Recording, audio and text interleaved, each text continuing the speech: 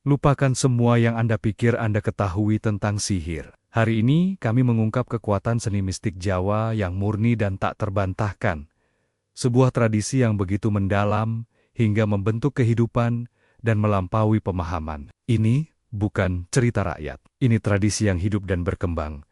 Dan kami akan membawa Anda melampaui tabir untuk menyaksikan kebenarannya yang menakjubkan secara langsung. Anda tak akan percaya apa yang kami ungkapkan. Pulau Jawa, sebuah tanah subur yang dikelilingi laut biru dan diteduhi gunung-gunung berapi, telah menjadi rumah bagi manusia sejak ribuan tahun lalu. Sebelum aksara ditemukan, sebelum batu-batu candi menjulang, manusia Jawa telah membangun hubungan yang dalam dengan alam dan dunia tak kasat mata. Hubungan ini bukan sekadar rasa takut pada kekuatan alam, melainkan sebuah penghormatan, sebuah kesadaran bahwa manusia hanyalah bagian kecil dari tatanan yang jauh lebih besar. Di masa prasejarah, keyakinan yang berkembang bersifat animisme dan dinamisme. Animisme adalah kepercayaan bahwa setiap benda, baik yang hidup maupun mati, memiliki roh. Dinamisme adalah keyakinan akan adanya kekuatan gaib tenaga dalam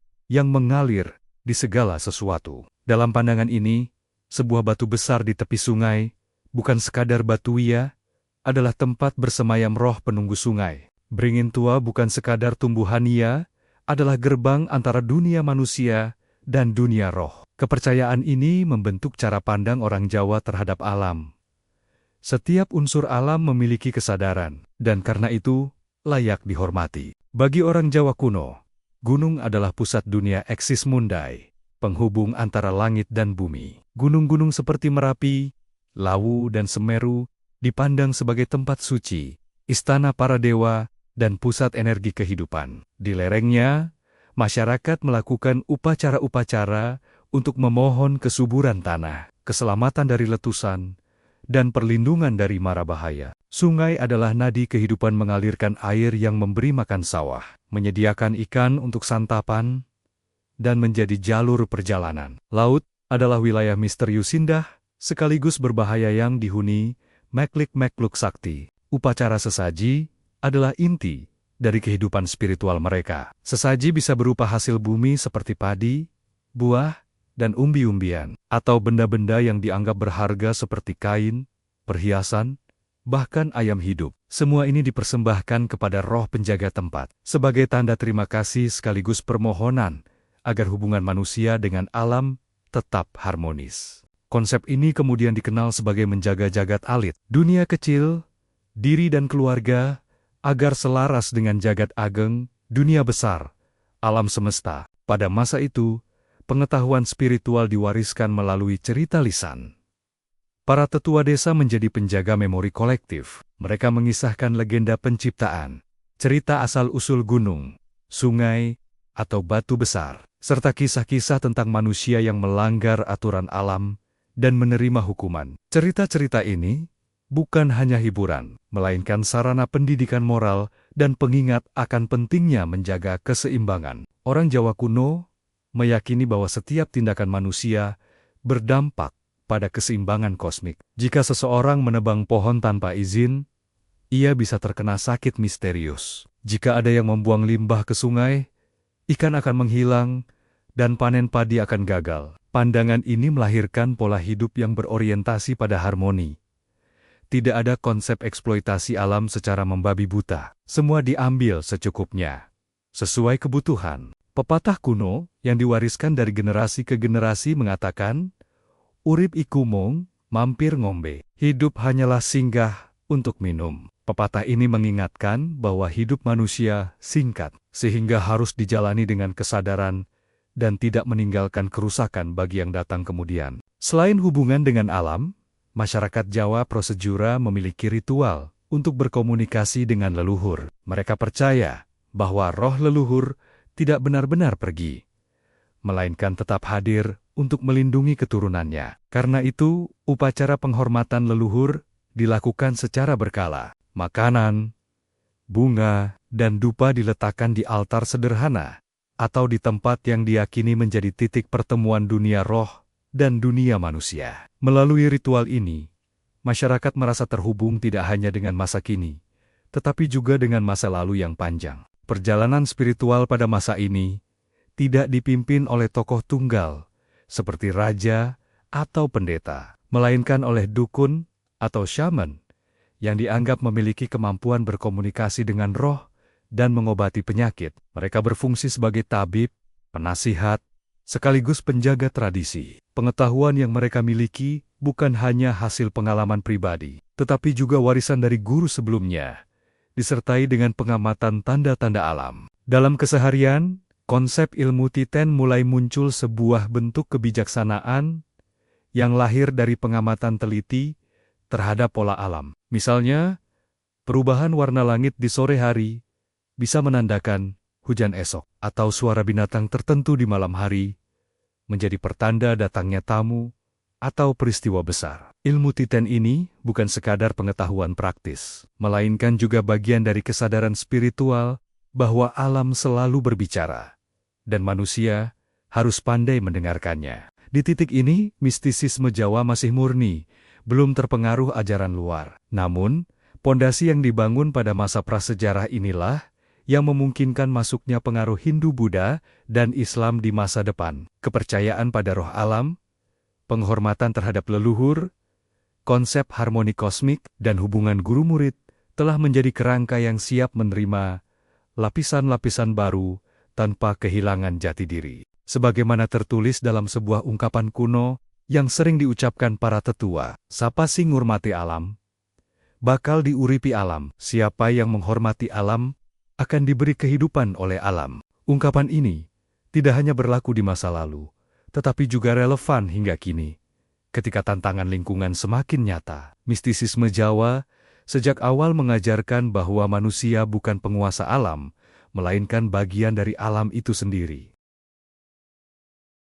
Sekitar abad keempat Masehi, angin perubahan berhembus di Kepulauan Nusantara. Dari Pelebuen, di pesisir utara Jawa, kapal-kapal saudagar dari India, Sri Lanka, dan Asia Tenggara berlabuh, membawa rempah-rempah, kain, perhiasan, serta sesuatu yang tak kasat mata, ajaran dan filosofi Hindu-Buddha. Gelombang baru ini tidak datang dalam bentuk penaklukan, melainkan melalui perdagangan dan pernikahan antar bangsa, perlahan meresap ke dalam budaya setempat. Awalnya, pengaruh ini terlihat pada bahasa dan simbol. Kata-kata Sanskerta mulai masuk ke bahasa Jawa kuno, memberi istilah-istilah baru untuk konsep spiritual. Patung-patung kecil dewa dan bodhisattva dibawa sebagai barang berharga. Di tangan para seniman lokal, gaya India bertemu dengan estetika Jawa, melahirkan bentuk seni baru yang khas, penuh detail, namun tetap menyisakan ruang untuk simbol-simbol asli. Kerajaan-kerajaan seperti Tarumanegara di Jawa Barat dan Mataram kuno di Jawa Tengah menjadi pusat integrasi ajaran baru ini. Di bawah perlindungan para raja, ajaran Hindu dan Buddha berkembang, namun tidak menggantikan kepercayaan asli. Justru terjadi sinkretisme percampuran dua atau lebih sistem kepercayaan yang menghasilkan bentuk baru. Contoh paling monumental dari proses ini adalah Candi Borobudur dan Candi Prambanan. Borobudur, yang dibangun sekitar abad ke-8 hingga ke-9, adalah mandala raksasa berbentuk stupa yang memvisualisasikan perjalanan spiritual menuju pencerahan. Menurut Buddha Mahayana, namun, letaknya yang menghadap ke gunung dan sungai suci mencerminkan kosmologi lokal. Gunung sebagai pusat dunia, air sebagai sumber kehidupan. Prambanan yang dipersembahkan untuk Trimurti Brahma, Wisnu, dan Siwa menggunakan narasi Ramayana yang diukir dalam relief. Namun, gaya penggambarannya tetap membawa sentuhan seni Jawa, dengan flora-fauna lokal yang menghiasi dinding. Kedua candi ini bukan sekadar bangunan keagamaan, mereka adalah pusat pengetahuan di mana biksu, brahmana, dan resi berdiskusi, bertukar ilmu filsafat, astronomi, pengobatan, hingga seni. Namun di sekitar candi, kehidupan rakyat jelata tetap berjalan dengan keyakinan lama mereka. Memberi sesaji pada pohon besar, menghormati roh leluhur, dan menjaga keseimbangan alam. Ajaran Hindu membawa konsep dharma, kewajiban moral, karma hukum sebab akibat, dan moksha pembebasan dari siklus kelahiran. Sementara ajaran Buddha mengenalkan unatta ketiadaan diri, unatta ketidakkekalan, dan nirwana pencerahan. Namun, masyarakat Jawa tidak menerima ajaran ini secara murni. Mereka menafsirkannya melalui lensa kosmologi lokal. Dharma dipahami sebagai kewajiban menjaga harmoni antara manusia, alam, dan dunia gaib. Moksha diartikan bukan sekadar lepas dari samsara, tetapi juga bersatu kembali dengan sangkan paraningduma diasal dan tujuan akhir kehidupan. Meditasi ala Buddha diselaraskan dengan semedi lokal, sebuah praktik keheningan batin yang telah dikenal jauh sebelum ajaran Buddha tiba. Proses adaptasi ini menunjukkan fleksibilitas spiritual masyarakat Jawa. Mereka tidak memandang ajaran baru sebagai ancaman, melainkan sebagai pelengkap. Inilah salah satu alasan mengapa budaya Jawa mampu bertahan meski gelombang pengaruh luar terus datang. Dengan masuknya Hindu-Buddha, kalender ritual masyarakat Jawa semakin kaya. Hari-hari suci seperti Galungan, Kuningan, atau perayaan Waisak mulai diperingati. Namun, perayaan ini selalu disertai dengan upacara selametan atau kenduri tradisi asli Jawa yang melibatkan makan bersama dan doa untuk keselamatan. Dalam prosesi ini, mantra Sanskerta bisa terdengar berdampingan dengan tembang Jawa yang berisi doa-doa kepada roh leluhur. Salah satu bentuk sinkretisme paling menarik terlihat pada upacara panen. Sebelum pengaruh luar datang, petani Jawa sudah melakukan ritual syukur untuk Dewi Sri, Dewi Padi dan kesuburan. Setelah ajaran Hindu-Buddha masuk, Dewi Sri sering diidentikan dengan Dewi Laksmi, pasangan Wisnu, tanpa menghapus makna lokalnya. Ini adalah contoh bagaimana satu figur spiritual bisa hidup dalam dua dunia makna. Pada masa ini, struktur pendidikan spiritual semakin terorganisasi. Muncul para resi tokoh bijak yang mendalami ajaran Hindu-Buddha, sekaligus memahami tradisi lokal. Mereka tinggal di mandala atau pertapaan di pegunungan dan hutan, menjadi pusat pembelajaran. Murid yang datang tidak hanya belajar kitab suci seperti Veda atau Tripitaka, tetapi juga mempelajari ilmu titen, membaca tanda alam, seni bela diri, pengobatan herbal, dan tata krama unggah-ungguh. Ilmu pengetahuan dan spiritualitas berjalan beriringan. Kosmologi Hindu-Buddha juga mempengaruhi cara orang Jawa membangun rumah dan desa. Prinsip mandala lingkaran kosmik diterapkan dalam penataan ruang. Rumah didirikan dengan memperhatikan arah mata angin, gunung dan laut, untuk memastikan energi positif mengalir dengan baik. Sistem ini selaras dengan konsep Jawa tentang tata titi tentram tatanan yang rapi, akan membawa ketentraman. Dari perpaduan ajaran ini, lahirlah pepatah-pepatah baru yang masih hidup hingga kini, seperti sepi ing pamrih, rame ing gawe, sepi dari kepentingan pribadi, ramai dalam berkarya untuk kebaikan bersama. Pepatah ini adalah refleksi dari ajaran karma yoga Hindu, yang dipadukan dengan etos kerja masyarakat Jawa, bekerja bukan untuk pamrih, melainkan sebagai wujud bakti kepada Tuhan dan sesama. Selama berdebat, sinkretisme, Hindu-Buddha dan kepercayaan Jawa berjalan damai. Candi-candi berdiri megah, kesenian berkembang, filsafat hidup menjadi kaya. Namun, sejarah terus bergerak. Menjelang abad ke-15, gelombang baru akan datang dari arah barat ajaran Islam yang dibawa oleh pedagang dan ulama, yang akan menambah lapisan baru pada kain tenun spiritual Jawa. Seperti pepatah yang sering diucapkan para sesepuh, Adigang, Adigung, Adiguna bakal sirna, yen ora rumangsa. Kesombongan akan kekuatan, kebesaran, dan kepandaian akan lenyap jika tidak diimbangi dengan kesadaran diri. Pepatah ini menjadi pengingat bahwa meski budaya dan ajaran berkembang, akar kesadaran harus tetap terjaga. Tanpa itu, harmoni akan runtuh. Menjelang akhir abad ke-14 dan awal abad ke-15, perubahan besar kembali datang ke tanah Jawa.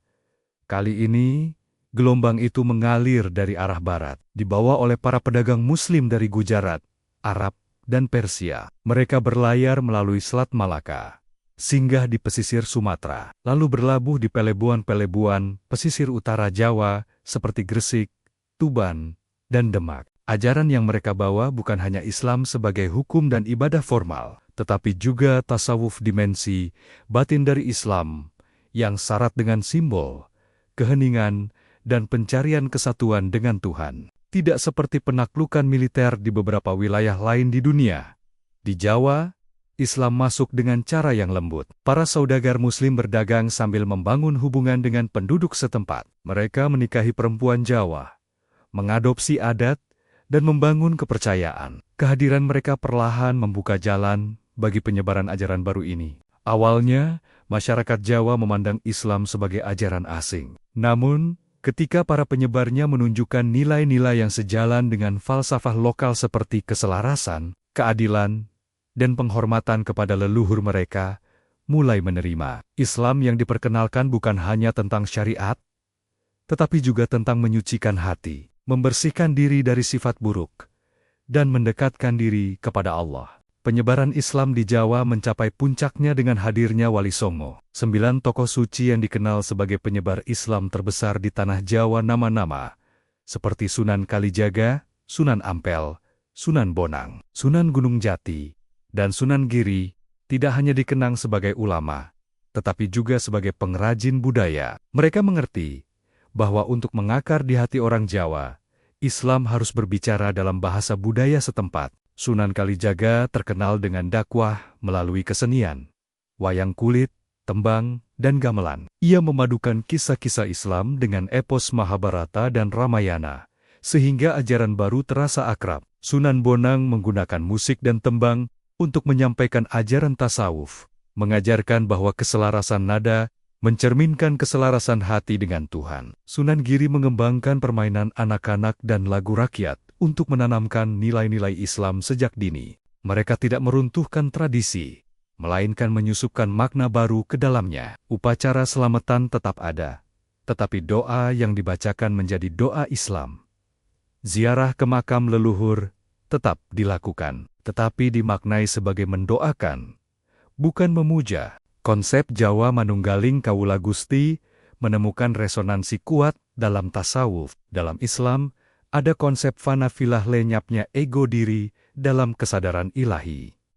Para sufi mengajarkan bahwa tujuan hidup manusia adalah mendekat sedekat mungkin kepada Allah, hingga batas antara hamba dan Tuhan seakan hilang. Bukan dalam makna menyatu secara fisik, tetapi dalam kesatuan kehendak dan cinta. Sunan Kalijaga sering mengajarkan melalui perumpamaan, sakderma tandur, nanging Gusti sing rembaka. Manusia hanya menanam, tetapi Tuhanlah yang menumbuhkan. Filosofi ini selaras dengan ajaran lama, bahwa manusia adalah bagian dari kehendak kosmik. Hanya saja, kini kosmik itu diberi nama Allah yang Maha Esa. Banyak ritual lama yang tetap bertahan, namun diberi makna baru. Tirakat puasa mutih, berpantang tidur, menyepi di tempat sunyi kini menjadi sarana mujahadah untuk mendekatkan diri pada Allah. Ilmu titen tetap diajarkan, namun diarahkan untuk memahami tendi tanda kebesaran Tuhan di alam. Ziarah ke gunung atau sumber mata air tetap ada,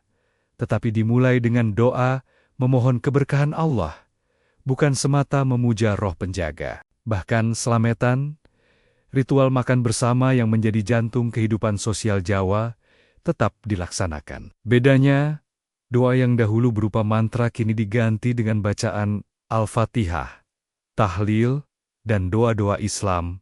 Dengan cara ini, Islam menyatu dengan nadi kehidupan orang Jawa tanpa harus memutus tradisi. Islam yang dibawa para wali menekankan kesederhanaan dan kebersamaan. Dalam masyarakat Jawa yang terbiasa dengan stratifikasi sosial ketat pada masa kerajaan Hindu-Buddha, ajaran bahwa semua manusia setara di hadapan Allah membawa angin segar. Falsafah sepi, ing pamrih, rame ing gawe yang telah ada sejak masa Hindu-Buddha, kini mendapat landasan teologisis.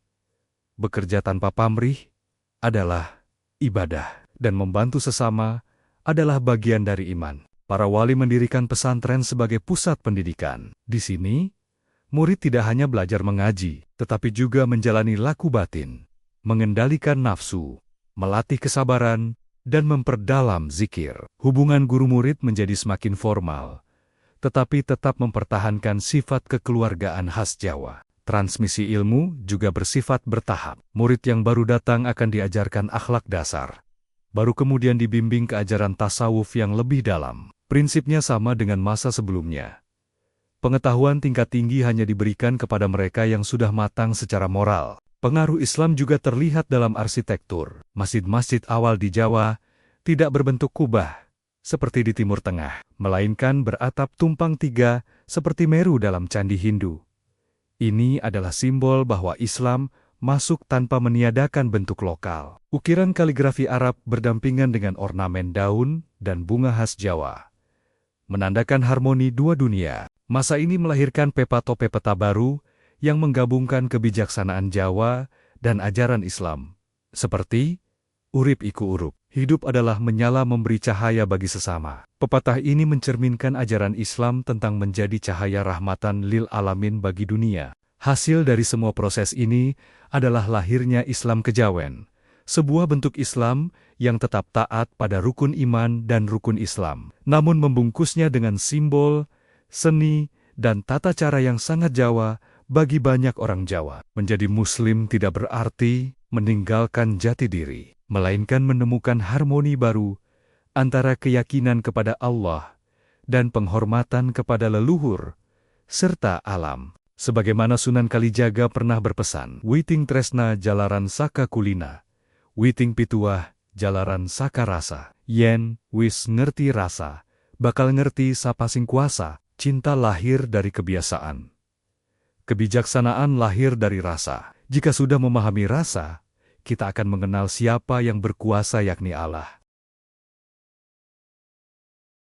Mistisisme Jawa, seperti halnya sebatang pohon tua di tengah alun-alun desa, memiliki akar yang dalam dan cabang yang menjulang luas. Akar itu berasal dari kepercayaan animisme, Hindu-Buddha, dan Islam tasawuf. Sedangkan cabangnya adalah falsafah, hidup yang menjadi pegangan lahir dan batin. Falsafah ini bukan sekadar teori, melainkan panduan praktis yang mengalir dalam perilaku, tutur kata, dan cara orang Jawa memandang dunia. Dari sekian banyak prinsip, 4 konsep inti berdiri sebagai pilar, manunggaling kawula Gusti, harmoni kosmik, sangkan paraning dumadi, dan rasa sejati. Manunggaling kawula Gusti. Secara harfiah berarti bersatunya hamba kawula dengan Tuhan Gusti. Konsep ini memiliki lapisan makna yang dalam dan tidak boleh disalahartikan. Dalam pandangan Jawa, manunggal bukan berarti hamba menjadi Tuhan secara fisik, melainkan lenyapnya jarak batin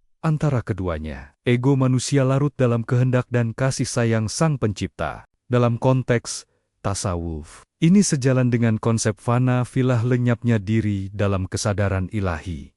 Orang yang mencapai tahap ini bukan hanya patuh pada Tuhan, tetapi juga merasakan bahwa segala sesuatu adalah manifestasi dari kehendaknya. Tidak ada lagi aku yang memisahkan, yang ada hanya kesatuan rasa. Dalam praktiknya, pencapaian ini memerlukan laku, zikir dan semedi untuk menenangkan pikiran dan hati, tirakat pengendalian diri untuk membersihkan hawa nafsu, tepa selira empati untuk melihat Tuhan melalui sesama manusia. Pepatah kuno mengatakan, Gusti iku cedak tanpa senggolan, adoh tanpa wangenan. Tuhan itu dekat tanpa bersentuhan, jauh tanpa jarak. Artinya, meskipun Tuhan maha transenden, Ia selalu hadir dalam setiap detak hati orang yang sadar. Harmoni kosmik. Bagi orang Jawa, kehidupan bukanlah arena persaingan tanpa akhir, melainkan sebuah tarian besar yang harus dijalani dengan selaras. Alam semesta terdiri dari unsur-unsur yang saling terkait. Bumi, air, api, udara, dan ruang. Ketika salah satu unsur terganggu, keseimbangan kosmik goyah, dan bencana bisa datang. Konsep ini berakar dari kepercayaan lama, yang kemudian diperkuat oleh ajaran Hindu-Buddha dan Islam. Dalam ajaran Jawa, manusia dianggap sebagai jagat alit mikrokosmos, yang mencerminkan jagat ageng makrokosmos. Jika hati manusia kacau, maka lingkungannya pun akan terasa kacau. Jika manusia berlaku adil dan menjaga alam, maka alam pun akan memberi kebaikan. Harmoni kosmik terwujud dalam penghormatan terhadap alam, tidak menebang pohon sembarangan, tidak merusak sumber air, pengaturan waktu dan ruang, menentukan hari baik berdasarkan penanggalan Jawa untuk memulai usaha, menikah, atau pindah rumah, upacara adat, seperti bersih desa, sedekah laut, atau ruatan, yang dimaksudkan untuk menyeimbangkan kembali energi alam dan manusia. Pepatah yang mencerminkan ini berbunyi, "Sapa sing ngurmati alam, bakal diuripi alam." Siapa yang menghormati alam, akan diberi kehidupan oleh alam. Sangkan Paraning Dumadi. Konsep ini membicarakan asal-usul dan tujuan akhir kehidupan. Sangkan berarti asal, paran berarti tujuan, dan dumadi berarti menjadi atau keberadaan. Secara sederhana, ini adalah ajaran bahwa segala sesuatu berasal dari Tuhan dan akan kembali kepadanya. Pandangan ini membuat orang Jawa memandang hidup bukan sebagai garis lurus yang terputus di kematian, tetapi sebagai lingkaran, kelahiran, kehidupan, kematian, dan kelahiran kembali adalah siklus yang terus berputar sampai manusia mencapai kesadaran tertinggi dan kembali pada asalnya. Dalam Islam, konsep ini sejalan dengan firman Allah, "Inna lillahi wa inna ilaihi roji'un." Sesungguhnya kita milik Allah, dan kepadanya kita kembali. Dalam Hindu-Buddha, konsep ini dekat dengan siklus samsara dan moksha. Prinsip Sangkan Paraning Dumadi membuat orang Jawa cenderung menerima dengan ikhlas dalam menghadapi cobaan, tanpa kehilangan semangat untuk memperbaiki diri. Hidup dilihat sebagai perjalanan pulang ke rumah sejati. Rasa sejati. Jika tiga konsep sebelumnya adalah peta perjalanan, rasa sejati adalah kompas batin. Rasa di sini bukan sekadar perasaan emosional, melainkan kesadaran batin yang halus, intuitif, dan dalam. Rasa sejati adalah kemampuan untuk menangkap kebenaran tanpa melalui perdebatan logisia, hadir sebagai pengetahuan langsung. Bagi orang Jawa, rasa sejati adalah jendela untuk memahami dunia gaib dan Tuhan. Orang yang melatih rasa akan peka terhadap tanda-tanda alam, mengerti bahasa simbol, dan mampu mengambil keputusan dengan tenang. Rasa dilatih melalui kesunyian, menyepi di tempat tenang untuk mendengarkan suara batin, pengendalian pikiran, mengurangi keinginan yang berlebihan agar hati tetap jernih, kebersihan hati, menghindari iri, dengki, dan amarah. Pepatah Jawa berbunyi, "Sing sapo ngerti rasa, bakal ngerti sapo sing kuasa." Siapa yang memahami rasa, akan memahami siapa yang berkuasa Tuhan. Keterkaitan keempat konsep. Keempat pilar ini saling melengkapi. Manunggaling Kawula Gusti adalah tujuan akhir, harmoni kosmik adalah cara menjaga keseimbangan selama perjalanan. Sangkan Paraning Dumadi adalah kesadaran akan asal dan tujuan hidup. Dan rasa sejati adalah alat untuk mengenali arah yang benar. Tanpa salah satu dari keempatnya, mistisisme Jawa menjadi pincang. Filosofi dalam kehidupan sehari-hari. Yang menarik, filosofi ini tidak hanya dihafalkan atau dibicarakan di forum spiritual. Ia dihidupi dalam keseharian. Petani yang mengawali musim tanam dengan doa dan selamatan, menjalankan harmoni kosmik. Pedagang yang jujur dan tidak menipu pelanggan mempraktikkan Manunggaling Kawula Gusti melalui amal perbuatan. Orang tua yang mengajarkan anaknya untuk selalu ingat asal-usulnya, sedang menanamkan Sangkan Paraning Dumadi. Perajin batik yang bekerja dengan penuh kesabaran dan ketelitian, sedang melatih rasa sejati. Filosofi utama mistisisme Jawa bukanlah warisan yang kaku. Ia lentur, mampu beradaptasi dengan zaman, namun tetap menyimpan inti yang sama. Kesadaran akan kesatuan, keseimbangan, asal-usul, dan intuisi batin. Selama empat pilar ini tetap tegak, pohon tua spiritualitas Jawa akan terus memberikan keteduhan bagi generasi yang datang kemudian. Urip iku urup, yen ora migunani, pada wai, karo geni sing ora menehi padhang. Hidup adalah menyala. Jika tidak memberi manfaat, sama saja dengan api yang tidak memberi terang.